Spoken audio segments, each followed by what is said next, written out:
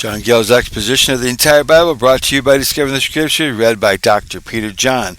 We are in 1 John chapter 3, verse 12. Scripture quote, "Not as Cain," unquote. That is, let us not be like him or do as he did, hate the brethren. The apostle illustrates brotherly love by its contrary in the instance of Cain, who was the first instance and example of hatred of his brethren, and a very detestable one by which he would dissuade him so vilely and abominable from this practice. Scripture quote, "Who was one of that wicked one," unquote. Satan, a child of his, an imitator of him, one that appeared to be under his influence and to belong unto him. So the Jews say of Cain that he was the side of the serpent, the old serpent, the devil, and the way of the serpent is to slay and to kill. So Cain immediately became a murderer. And again, because Cain came from the side of the angel of death, he slew his brother. Though they say that afterwards he repented and became worthy of paradise. Scripture quote, "and slew his brother," unquote. See Genesis 4:8. According to the tradition of the Jews, he struck a stone into his forehead and killed him. Scripture quote, "and wherefore slew he him?" unquote. What was the cause and occasion of it? What moved him to it?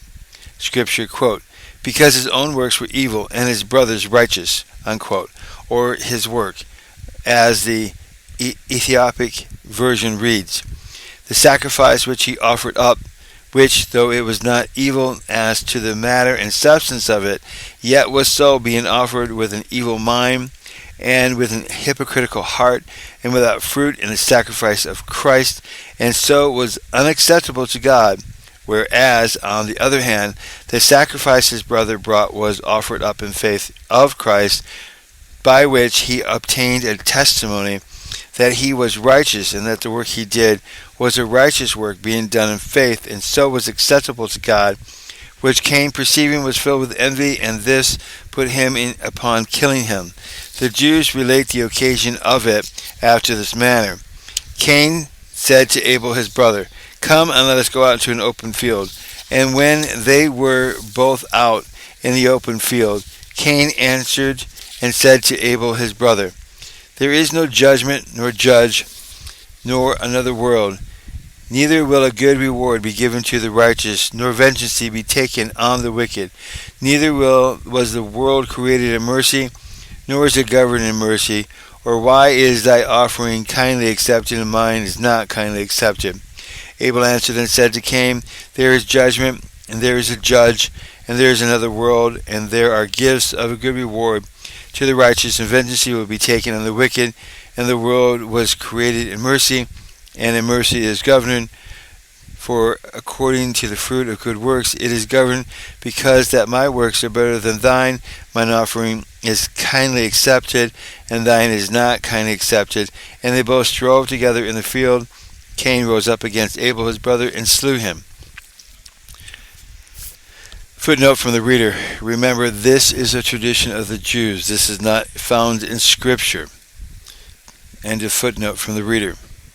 In the Hebrew text in Genesis 4:8, there is an extraordinary long pause, as if a discourse of this kind, which passed between the two brothers, was to be inserted.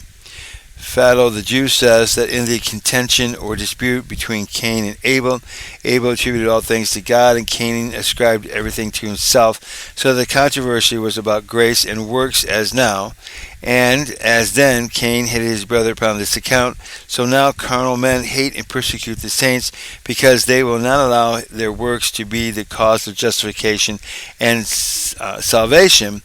And from hence also it may be observed that a work may be, as to the matter of it, good, and yet as to its circumstances and the end in the view of evil. Unquote. This was found in Midrash Ruth in Zohar, in Genesis, and also Zohar again, and the Targum of John in Genesis, the Targum also of Herois and John in Genesis 4:8. These are the places where John Gill quotes from.